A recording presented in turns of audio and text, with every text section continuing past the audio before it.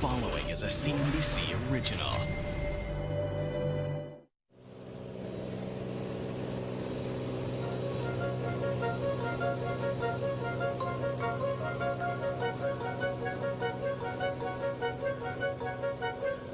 High above the coast of Maine, a single-prop Cessna is headed 23 miles out to sea.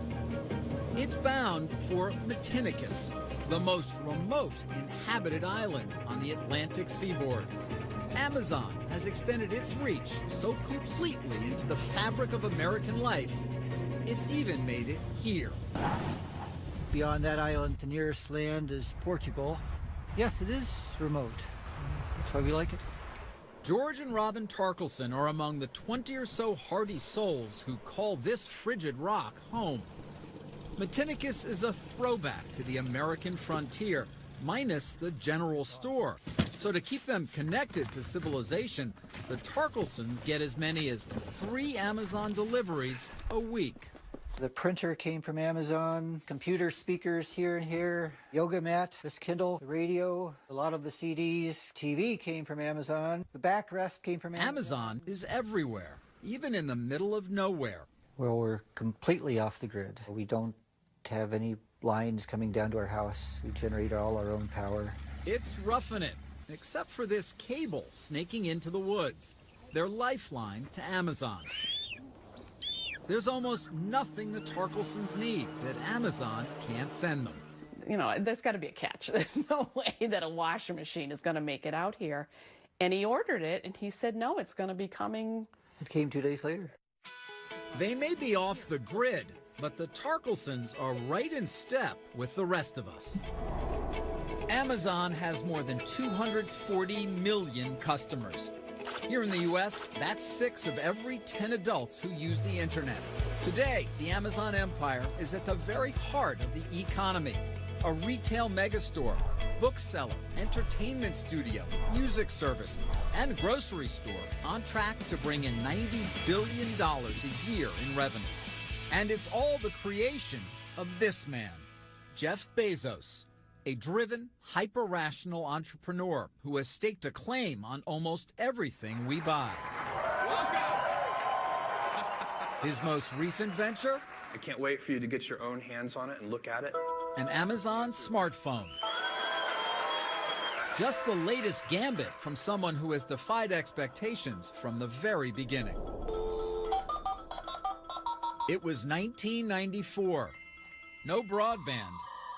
No Wi-Fi, just a new thing called the internet. I found this fact on a website that the web was growing at 2,300% a year. At 30, Bezos was working for a New York hedge fund that was looking for commercial opportunities. The idea that sort of entranced me was this idea of building a bookstore online. Americans were spending $19 billion a year on books. His store would not be limited by shelf space. It was very clear to me when I thought about it that way that starting this company to sell books on the web, if I didn't try it, I knew I would always regret that. He was very explicit from the beginning that he thought there was an e-commerce gold rush going on. Bezos hired James Marcus to write book reviews in 1996. He constantly would say that brands are like quick-drying cement and that Amazon could not be permanently identified as a bookstore only. So that just led to this kind of frantic rush into every conceivable area of e-commerce. Amazon went public in 1997. By 2001, the dot-com bust had claimed its victims. Bezos emerged a survivor thanks to layoffs, cost-cutting, and a single mantra he's repeated for years. I believe that if you can focus obsessively enough on customer experience, focused on the customer experience, making sure we do a great job for customers. We try to make the best service we can, something that we hope customers will love, and then customers choose. Today, Amazon sales are well below Walmart's, but it sells more stuff online than its 12 closest competitors combined, including some items brick-and-mortar stores would never sell. From sex toys to swastikas, all found in those miles of shelves alongside TVs and tires. For photographer Seth Heinrichs, it's perfect. He pays $99 a year for a program called Prime. 2-day shipping, and a basket of perks. There have been moments where the Prime shipping has really saved my rear end because I have a shoot coming up and I need this piece or, whatever. Besides earning the company $2.5 billion a year in fees, Prime has gathered more than 25 million members. On average, after they join, those Amazon addicts double their spending on the site. It almost is a stream of consciousness. As I'm thinking about something that I know I need or that I know I want, it's something that I'll either quick do a price check on my phone or make sure that it's available through Amazon. That convenience is not just by design, but a cunning strategy. What's your sense of Prime as a tool and what it's meant to Amazon? You're charging consumers to participate in your loyalty program so you can sell more to them. That is amazing. David Selinger is a former Amazon manager who was hired to maximize profits by dissecting customer behavior. He explained to us that nothing on the Amazon website is left to chance. And every single thing that happens here is a result of data. Absolutely. Maximizing the profit for every single pixel on the Amazon website. Does Amazon measure how long I'm on a site, whether I click off, and whether it matters in terms of how quickly a page comes up? Absolutely. So when I was at Amazon, we looked at millions of different sessions, millions and millions of different consumers. And when they were shopping, if the website was 1/10 of a second slower, we lost 1% of the revenue. 1% of the revenue. Even taking 1/10 of a second longer to render the page could cost Amazon as much as 1% of their total sales. And so we analyzed that very, very deeply. If you have to click multiple buttons, if you have to wait for too long, if you have to enter a lot of information, all of those things create friction. And friction exponentially kills the joy of shopping. Nadia Shorobora was a member of Jeff Bezos' S-Team, the inner circle of executives who run the company. A Russian-born mathematician, Shorobora is the mastermind behind Amazon's computer brain. It's about customer convenience, and convenience comes from selection. And if we guarantee a selection, we simply guarantee that customers will not search for items anywhere else. Trigger fingers like Heinrich's now shop at the speed of thought. He uses one click, the ability to bypass the shopping cart and buy in an instant. Another Bezos masterstroke. You got to be careful with one click. One click can get you into a lot of trouble. If you're not doing the math in your head, it's just too easy to be impulsive with my purchases. It's instant gratification, even miles from anywhere. The one-click shopping, that's dangerous. I have to always take my hands away and say, okay, think about it for 10 seconds. Don't hit the button, just think about it. Is it a want or a need? Pasta, comfort food, and Cheerios. Coming up, face-to-face with the smartest guy in the room. So Jeff's initial wording, I believe if I remember correctly, was that it was one of the stupidest ideas he'd ever heard. Leading by confrontation when we return.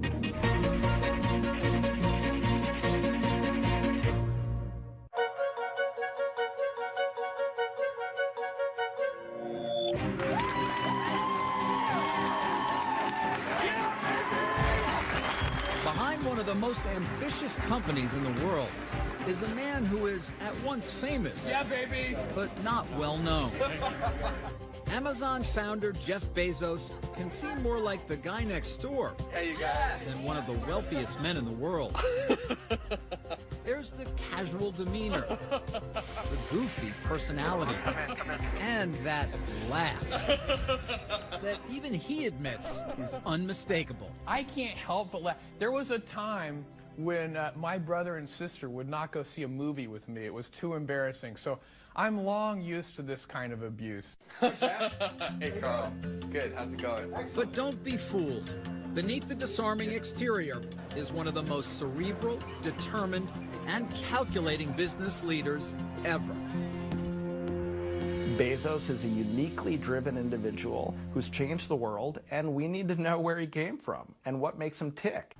Author Brad Stone spent years studying Bezos for his book, The Everything Store. What's he like in the workplace?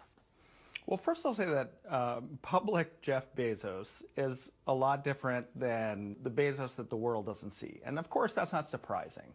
But, Jeff talking to the press or speaking in public is, as with all things, very strategic. We wanted to speak with Jeff Bezos for this documentary, but both he and Amazon declined any participation in our story. In some cases, Amazon also instructed its business associates not to speak with us. But many former company executives did talk. It's those conversations, as well as past interviews with Bezos, that help paint the picture. Do you recall your first conversation with Bezos? I very markedly remember my first conversation with Jeff Bezos. There are very few people that have met Jeff that don't remember their first conversation with him. David Selinger joined Amazon as a data mining expert in 2003 and today runs his own research firm. I felt somewhat intellectually intimidated by him, to be honest with you. He was just so smart and so driven and so confident in himself that sometimes it felt like I was getting squished out of the room. One of Selinger's proposals was to sell advertising on the Amazon homepage, but Bezos wasn't buying it. Yeah, so Jeff's initial wording, I believe, if I remember correctly, was that it was one of the stupidest ideas he'd ever heard. I think he was being subtle in that. And so my team actually built a model that was able to predict how much profit we would generate from it and whether it would affect consumers negatively. So he takes a look at it, and then he's perhaps more of a believer, or at least willing to take a shot. What I really respect about Jeff in that moment, this is probably the seminal moment in my career, to be totally frank with you. The seminal moment in your career? Absolutely. Why? Because you're sitting across from a billionaire, and the billionaire tells you that he thinks your idea is stupid, but he's still willing to do it. How often have we had a chance to do that any time in our lives? To turn and sway the tide of somebody smarter, more experienced, and certainly more powerful than we are. On an overcast Seattle afternoon, we spoke with two former Amazon executives. So this was about 2000 is when we actually moved into this building. Okay. John Rossman and Randy Miller. Jeff Bezos a tough guy to work for? He has a low tolerance for thinking small, acting small, or not being extremely sharp. Or rationalizing. If you start giving rationalizations and excuses, or pointing the other direction, he'll slice you to shreds. He's got a very effective, sarcastic bent to him. Both Rossman and Miller say Bezos not only invited confrontation, he demanded it. And woe to anyone who didn't measure up. Yeah, I've seen people sitting there. I remember one person said to me, "Oh my God, I was just praying that I was going to have a heart attack, so this would stop." It's that bad. That bad. I mean, it was just one of those meetings where they had not been prepared. And I can remember one point he said, "I don't know if this is sheer stupidity or gross incompetence," and you know, kind of one of those. Or both, right? Or both, right. Yeah. If your math doesn't add up, if your logic isn't right, if you haven't thought it quite through, if he thinks of questions that you haven't considered, then he could be tough. In his book, Brad Stone describes a gifted student who grew up in Texas and Florida, raised by his mother and adoptive father. Stone also made an extraordinary discovery, locating someone Bezos hadn't seen in 45 years. His biological father, a man named Ted Jorgensen. I tracked him down to a bike shop outside of Phoenix, and I went and paid him a visit. To my surprise, he did not know what had happened to his son. And so it was pretty surreal having to explain to this very nice, sweet gentleman that his son, that he hadn't seen in 45 years, was one of the wealthiest men in the world. Yes, Jeff Bezos turned out all right. I liked him personally. He seemed like a guy with a cheerful demeanor and a good sense of humor. In 1994, Shel Kappan was the very first person Jeff Bezos hired. Kappan wrote much of Amazon's early software. He left the company, a wealthy man, in 1999. He believes his former boss will only increase his footprint. He's very persistent. He's very stubborn. He likes to think big. He likes to think long term and is willing to bet everything on that. We decided to go big. Today, Jeff Bezos has gone very big. He's worth some $30 billion, money he's used to fund a broad, even eccentric array of interests, from his own space exploration company to buying the Washington Post. And at age 50, the married father of 4 shows no signs of slowing down. You started this company with Jeff Bezos almost 20 years ago. Mm-hmm. When you think about its future, what do you think Amazon does from here? They're not going to stop until and unless some other force in the universe stops them. Global domination? Pretty much. Coming up, millions of packages, thousands of workers. Would you walk 15 miles a day in their shoes? It's really hard work, and people don't really understand how hard it is on you. The pickers, the packers, and the protests. Next.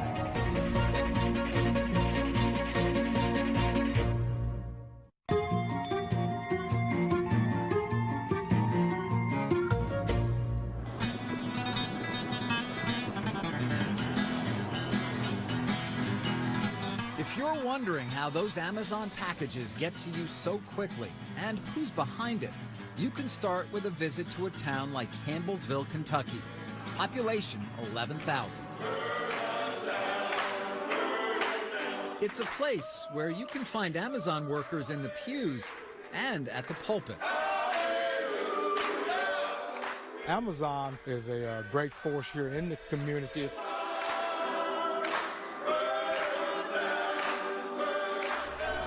In an area desperate for good jobs, Pam Wethington's family is just one of many who have turned to Amazon.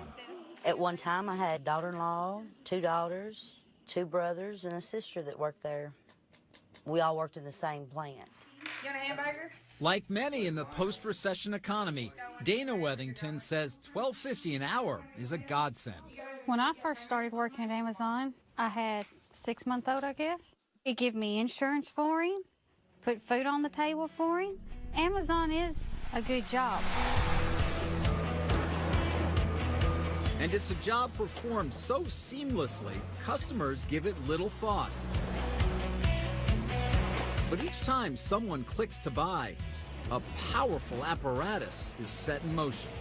Amazon's fulfillment center looks chaotic and it looks random, but it's actually highly orchestrated.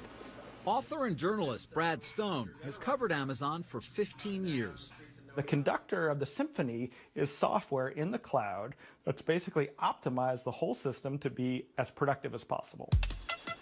Across a space as vast as 20 football fields, workers manage the widest variety of inventory on the planet and move tens of millions of products at lightning speed.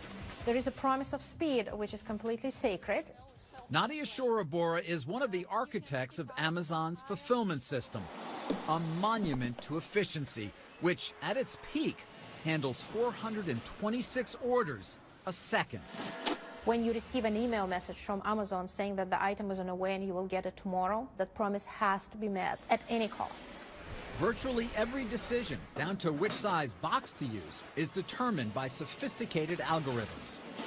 Every associate move, every move of every item, every box flowing, every tote arriving, all of it is run and coordinated by one computer brain, which runs that fulfillment center. But for all its cutting-edge technology, Amazon fulfillment still falls on the backs of tens of thousands of workers performing manual labor. Dozens of former workers we spoke to describe an unforgiving pace and say too often speed and productivity mattered more than their well-being.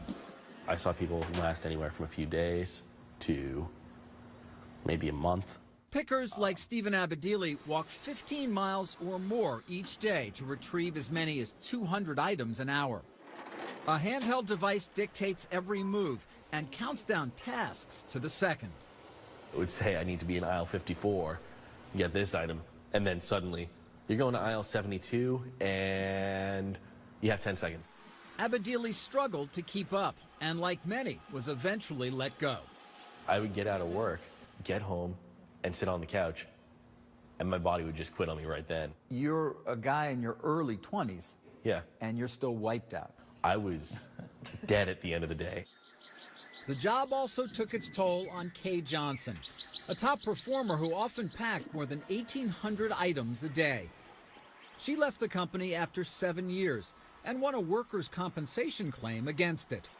My knees, my back, my hands, they're never going to be the same anymore. All because of Amazon, you know.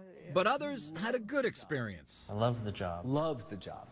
I loved being with the people. I mean, Doc Kane was a manager in Pennsylvania. He says the demands on workers are all in service to the customer. If things are slow in pick, it slows down pack, which slows down everything going out the door, which means you don't get your prime order on time. Warehouse work anywhere can be grueling. But a drumbeat of protests, lawsuits, and investigative reports in the U.S. and abroad have brought attention to labor issues here and raised questions about how hard Amazon pushes its employees. You heard the ambulance called all the time. People were passing out from the heat and, having trouble breathing. Dana Wethington and other former employees describe a corporate taskmaster that demanded workers meet strict productivity goals no matter what. They want you to make 100% regardless. And with the heat, it's so much harder to make it. It's excruciating at times.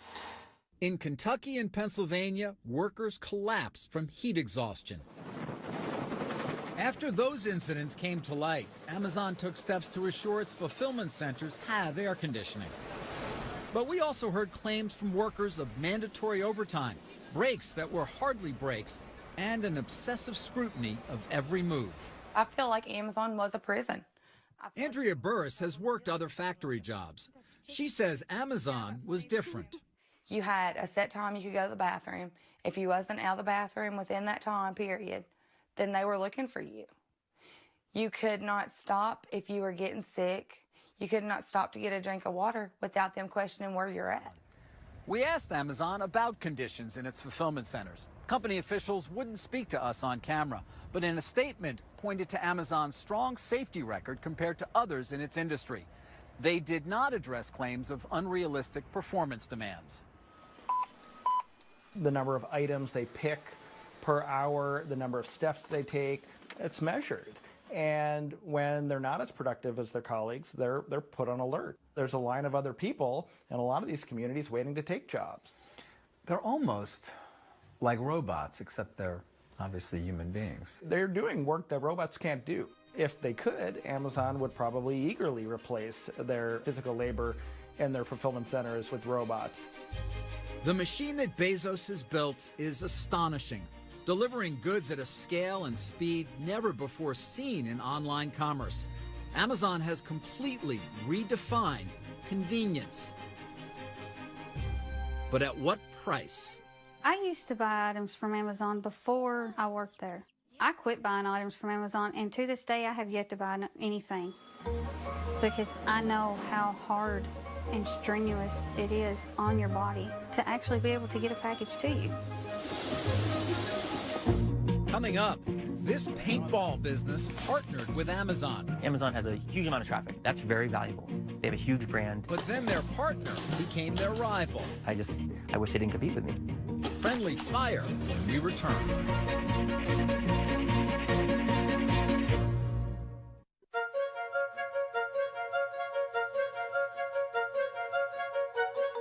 There you go, guys. Grab goggles, gentlemen, guns, air. Have fun. In paintball, you've got to stay on your toes and know your allies from your adversaries. You blue or purple? Stephen Herbert says it's the same doing business with Amazon. In terms of Amazon, do you sell to Amazon? He and his father, Steve, run 2 stores in New England called X-Fire Paintball. Let me grab this one out of your hand. They've been in business for 15 years, but lately they've gotten a lot busier, thanks to Amazon. Amazon offers an awful lot. They offer a great marketplace. Their name is well known, so they have a lot of advantages for us. In 2012, they started selling their products on the site, right alongside Amazon's own inventory, reaching an audience beyond their wildest dreams. If the 2 stores represented 100% of your sales 18 months ago, before you started on Amazon, where is it now? We've got to be quadruple that. So your sales have gone up enormously. Yeah. Oh, yeah. But also that sounds like good news, but the Herberts aren't celebrating. That's because once they started selling on Amazon, they noticed a disturbing pattern. We might put out 100 products. Let's say 50 of them do well. Amazon sees that because they have access to our sales, and they will buy that product directly from the manufacturer and sell that, taking us out of the picture. The Herberts say Amazon was doing something a business partner shouldn't, poaching their sales. Some products are winners, some products are losers. Amazon watches and they see the sales data and they pick the winners. And then they go to my suppliers and try to buy it from the suppliers directly. So as soon as they say, I want that product, I lose all my sales and I'm stuck with this inventory that I can't sell. That sounds like a reason not to do business with Amazon. It certainly gives us second thought. Today, more than 2 million independent sellers do business on Amazon, accounting for as much as 40% of everything Amazon sells. It's that network that helps make such a huge selection possible. In exchange, Amazon charges sellers a fee, commonly 15% off the top. For an additional amount, Amazon will even store their goods and handle the shipping. Author Brad Stone says many sellers find it all irresistible. You get access to a fire hose of customers, 200 million plus customers with credit cards stored who are ready to buy. It is a deal with the devil in some ways, isn't it? Well, I think you probably get more benefit selling on Amazon than you would doing a deal with the devil. But it's funny because employees I talk to at Amazon describe it as kind of offering heroin to these customers. Like it's an addictive hit. The sales are great and your business starts to depend on it. But over the long term, it can be destructive because Amazon guts your margins and often competes with you. In a statement, Amazon told us its own retail business does not have direct access to the data from other merchants selling on its site. But it says it will seek out its own supply of a product and sell it directly if there is customer demand. We wanted to know more, so we spoke with more than 100 independent businesses across the country who sell on Amazon. Many said the arrangement is only a plus. But some 24 of them told us Amazon had undercut their sales by striking separate deals with their suppliers.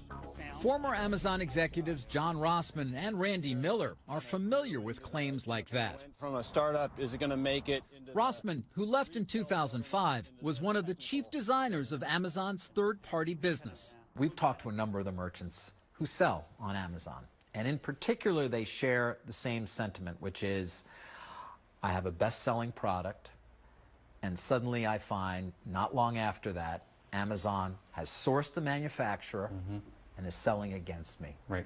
And they don't understand why Amazon's doing that. Yeah, I mean, that is the playbook. What do you mean when you say the playbook?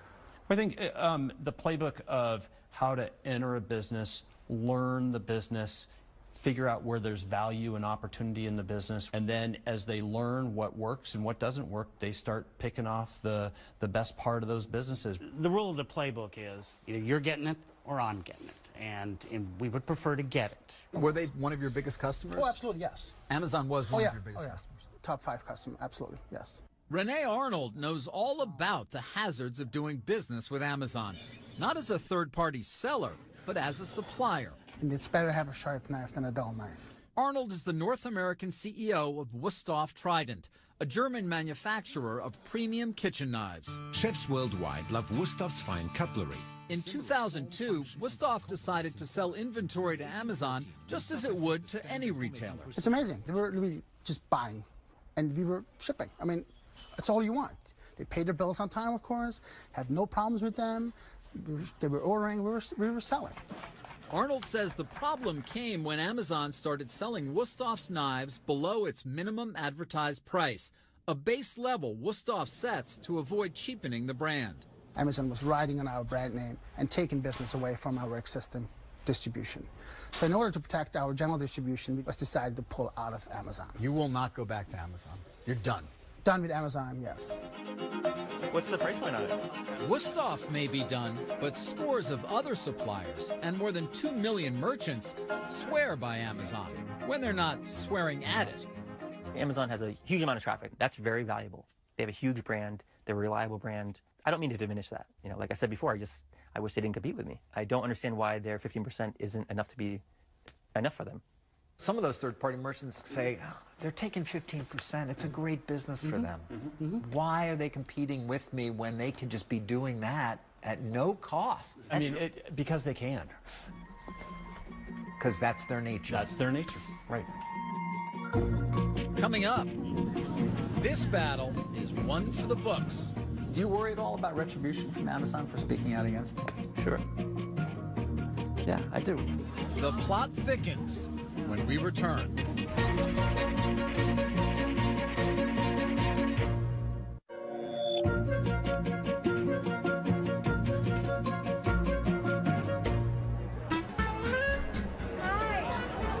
Sunday in the park. Time for a stroll and a good book. We paint mother to daughter. It's a maternal tradition. Give them to me. I want them all. But don't be fooled by the veneer of civility. Amid the paperbacks and pulp fiction, a war of words is being waged between the biggest names in publishing and Amazon, the book-selling behemoth that has turned the industry on its head. They control the marketplace. They're the big guy. They're the big kid on the block. You can't piss them off. They're a huge gorilla. For publishers Dennis Johnson and David Gadeen, book fairs like this one are a battleground. We have people who come here with their cell phones and they'll scan the barcode of the book and they'll compare the price I'm charging to what they could get it for at Amazon, and they'll walk away. Amazon accounts for a third of both Gadeen and Johnson's sales. When you get together with other publishers, do you guys talk a lot about dealing with Amazon? Is that a subject? We do. At his Melville House imprint in Brooklyn, Johnson told us what happened when he crossed the online giant. We were asked to pay additional money, which would have put them getting a total discount beyond what we thought was not only workable for us, but legal. So we protested and refused to pay it. And what happened? Our books were pulled off of Amazon until we did pay it. And you continue to pay it, I guess, to this day? Yes, we haven't really disputed that since then. We can't afford not to have our books on Amazon. It's no longer just the talk of the industry. The battle has spilled onto the front pages. Well, I'll tell you what, Amazon, I have got a little package for you right here. Okay. When Amazon made it harder to buy books from the publisher Hachette, one of its authors, Stephen Colbert, let him have it. Wait a second. Here it is. So watch out, Bezos, because this means war. Amazon is bombing the cities. They're attacking, and the publishers are just kind of sitting back there and being shelled and going, what can we do? James Patterson is among the best-selling writers of all time. I have an idea pile here somewhere. I don't know and one of Hachette's biggest guns.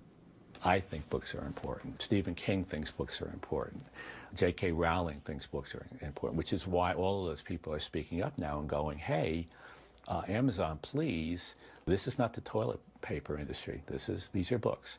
Are your sales going to be hurt as a result of this dispute? Absolutely. They are being hurt right now, of course. And there's a lot more to come? One would think that they're not just attacking Hachette. You got to believe that Random House and Simon & Schuster and whatever are next. We need to think about this because they are so powerful. Amazon told us that, like all retailers, it has a right to choose what inventory it stocks and on what terms. It also said it's working hard to come to a resolution with Hachette, and that when it negotiates with suppliers, it does so on behalf of customers to keep service and value high. It's just the latest controversy for a company whose growth has been dramatic. Amazon now controls more than a third of the book industry. Amazon was determined to gain market share from the beginning with loss leader pricing. James Marcus, who joined Amazon in the early days, said it's always been willing to forego profits to win customers. Right in the beginning when I was there, they kind of controversially began discounting New York Times bestsellers at 50%. Now, I think what a lot of people don't realize is that at that price, Amazon was losing money on every single one of those books. Losing money, but gaining power. After gutting brick-and-mortar retailers, publishers say Amazon can now strong-arm them for deeper discounts. You got two of the best in that series. Well, they're a very thuggish company. They don't take no for an answer. It's their way or the highway. And that's why people are afraid of them. Retail is a contact sport. No, I think there were a lot of concerns in publishing. Obviously, as we got bigger, other sellers got smaller. Former Amazon executive Randy Miller left the company in 2006. He acknowledges that Amazon bullied publishers and makes no apologies. Well, the power went to Amazon, didn't it, to a certain extent? Yes, it did. And Amazon always seems to press its advantage. Yeah, well, that's the handbook. It's rule number 2, I think. Press your advantage. And he did. When publishers balked at giving Amazon ever deeper discounts, Miller buried their titles on the website, ensuring their sales and ranking would plummet. It was called Pay to Play. Obviously, legal after a while said, that name's not very good. Let's call it vendor realignment. Another Amazon program invoked the law of the jungle. Miller says it was called Cheetah. Jeff's story was, cheetahs never go after the strongest person in the herd. They look for the weakest one in the herd, and that's who they go for. So if you're really going to take vendor realignment to its next level, target the weakest first, because they're going to probably fold more quickly. Although it doesn't seem a particularly great way to term things. No, but you can visualize it. You can visualize it, right? You can see it, without a doubt. I know it's Wild Kingdom in your head, right? You can see the cheetah running right after the poor publisher. But what's bad for publishers can be good for readers. A huge assortment at your fingertips. Got the Kindle store, millions of books to choose from, by far the largest ebook store in the world. As the book wars rage on, Amazon's supremacy has propelled the company into the business of devices. First, the Kindle e-reader, then the Kindle Fire tablet, and now the Amazon phone. I think you'll be unsurprised to learn that we lavished attention on this phone for reading. Today, Amazon customers feast on not just ebooks, but movies, music, and games. Born a bookseller, Amazon is now competing with tech giants like Apple and Google to create and distribute a world of content. All part of the infinite marketplace Bezos imagined years ago. He never thought, I'm going to just have the greatest bookstore on earth. It was cunningly chosen as a point of entry. He always envisioned this sort of planetary commercial empire, and that is what he has. Coming up, sales growing by the billions. So where are the profits? In fact, it is probably one of the least profitable retailers in the world. Waiting for Amazon's payoff when we return.